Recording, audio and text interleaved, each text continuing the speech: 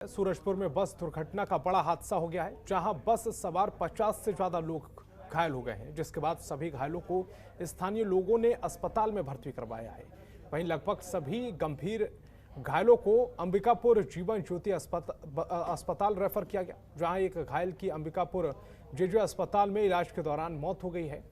तो ये सूरजपुर में बड़ा हादसा हुआ है, दर्दनाक हादसा हुआ है। बस सवार 50 से ज्यादा लोग इस पूरी घटना में घायल हो गए हैं, जिनमें से एक की मौत बताई जा रही है, बाकियों का इलाज चल रहा है।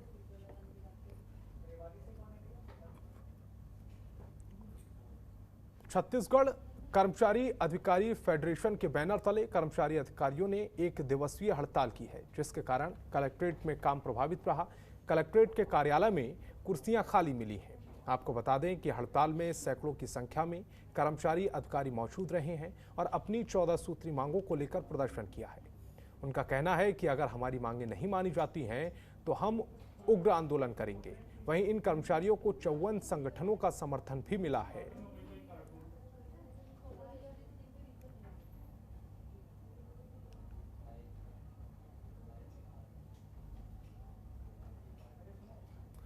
तो राजनांदगांव में 14 सूत्री मांगों को लेकर ये कर्मचारियों ने अपनी हड़ताल की है। उग्र आंदोलन की चेतावनी भी दी गई है। 14 सूत्री मांगों को लेकर कर्मचारियों ने ये पूरी हड़ताल की है। छत्तीसगढ़ कर्मचारी संघ के बैनर तले ये हड़ताल की गई है और इस दौरान कर्मचारियों ने प्रशासन को चेताया है। उन्होंने कहा है कि अगर उनकी 14 सूत्रीय मांगों को नहीं माना जाता है तो उग्र आंदोलन किया जाएगा।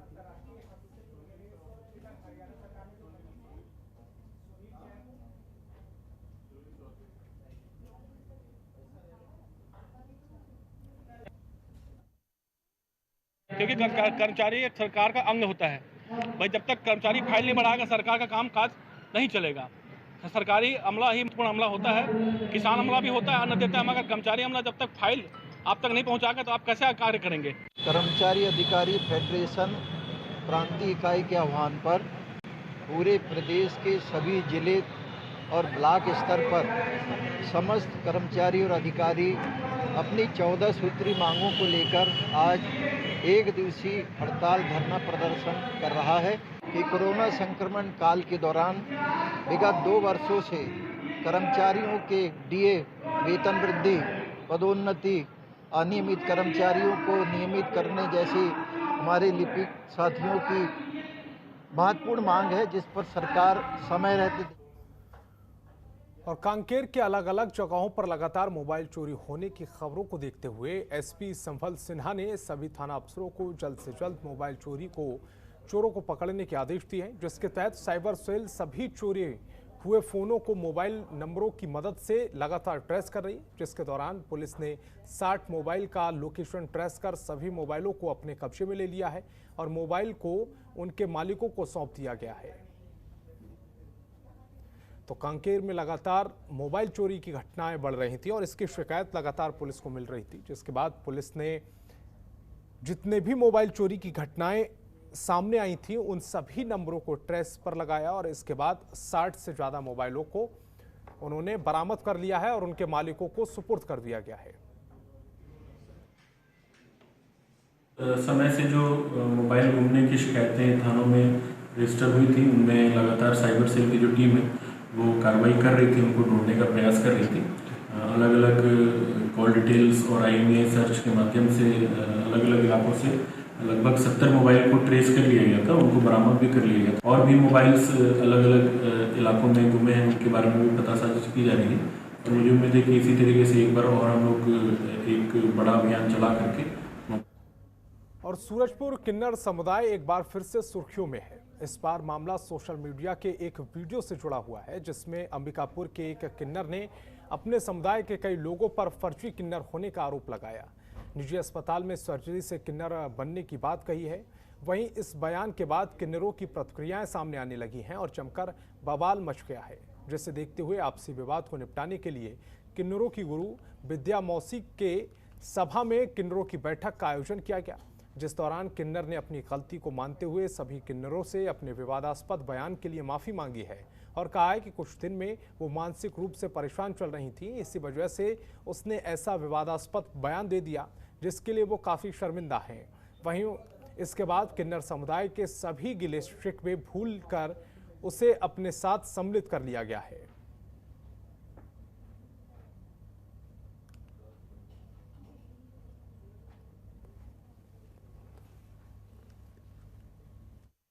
मैं अंबिकापुर में रहती हूँ और मेरे समुदाय को जो ठेस पहुँची है, मेरे जो स्टेटमेंट में जो दी थी गलत दी थी, जो मेरे कम्युनिटी के लोग अंबिकापुर के जितने किन्नर हैं उन लोग मेरे घर में आके अटैक किए और आके मारपीट किए।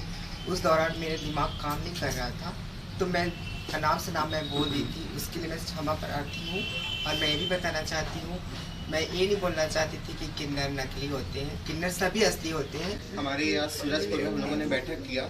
बैठक में हम लोगों ने ये फैसला लिया कि जो तमन्ना जायसवाल ने अंबिकापुर में जो फर्जी किन्नरों के बारे में बोली थी, है ना, वो सरासर गलत था। कोई फर्जी किन्नर नहीं होते, सब ओरिजिनल किन्नर होते हैं। किसी को शौक नहीं चढ़ा कि साड़ी पहन के घूमे। पहली बात ये हो गई। दूसरी, हम लोग पूरा डेरा बस्ती वाले हैं, ना हम लोग ट्रेन मांगते और ना हम लोग अदरवाइज बस वगैरह होता है वो सब नहीं मांगते। हम लोग जो हमारे यहाँ शादी होता है, बच्चा होता है, यानी जन्मदिन या घर को ओपनिंग हुआ, कुछ भी होता है, अच्छे कार्य होते हैं हमारे बस्ती में, हम लोग सिर्फ उसमें जाते हैं। और छत्तीसगढ़ के भाजपा प्रभारी टी पुरंदेश्वरी के अपमानजनक बयान के विरोध में एनएसयूए के कांकेर सांसद निवास के सामने जाकर थूकदान भेंट किया। इस दौरान विधानसभा अध्यक्ष योगेश राजपूत ने बीजेपी प्रभारी पर छत्तीसगढ़ के लोगों की भावना को ठेस पहुंचाने का आरोप लगाया और कहा कि एक महिला के मुंह से जनता द्वारा चुनी गई सरकार के प्रति इस तरह की अमर्यादित और बेतुके बयान से भाजपा नेताओं सहित उनकी पार्टी की गृही मानसिकता को दर्शाता है। वहीं इस मामले पर जिला उपाध्यक्ष सुमित राय ने कहा है कि आपत्तिजनक टिप्पणी सिर्फ भाजपा की संस्कार को दर्शाती है। आपको बता दें कि कार्यक्रम के दौरान विधानसभा अध्यक्ष योगेश राजपूत, जिला उपाध्यक्ष सुमित राय सहित कई अन्य नेतागण मौजूद रहे।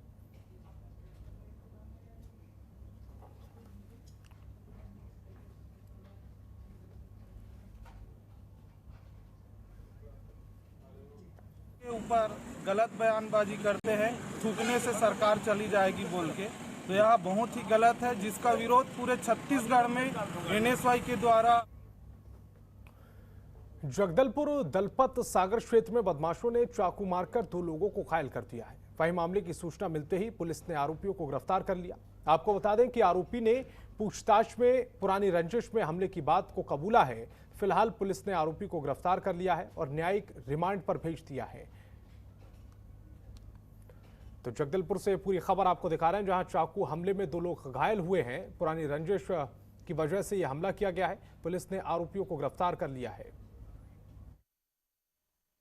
आरोपी सुमित पांडे के कब्जे से जो है अपराधकारित बटनदार चाकू जो है वो बरामद कर जब्त किया गया है और इस मामले में धारा 25-27 आर्म्स एक्ट भी जो है जोड़ा गया है। फिलहाल इस मामले में जो आरोपी सुमित पांडे और अजय कुमार को जो है धारा 307 और 34 भारतीय दंड संहिता 25-27 आर्म्स एक्ट के तहत जो है गिरफ्तार कर लिया गया है। उन्हें गिरफ्तार करने के पश्चात न्यायिक रिमांड पर न्यायालय रवाना किया जा रहा है। फिलहाल मामला थाना कोतवाली के अंतर्गत विवेचनाधीन है।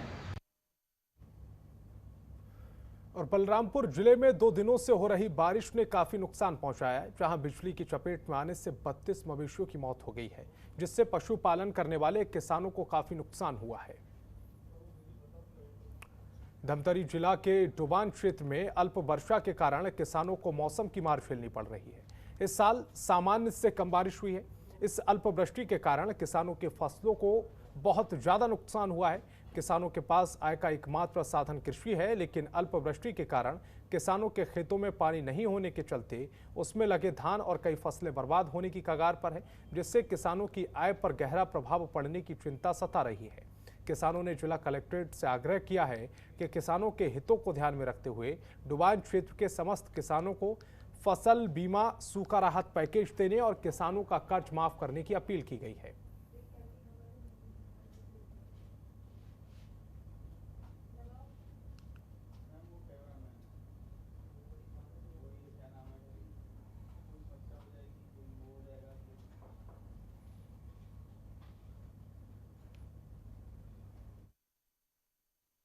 जिले में पानी कम गिरा है, किंतु करीब 80% हमारा सिंचाई होता है, इसलिए फसल का नुकसान नहीं है।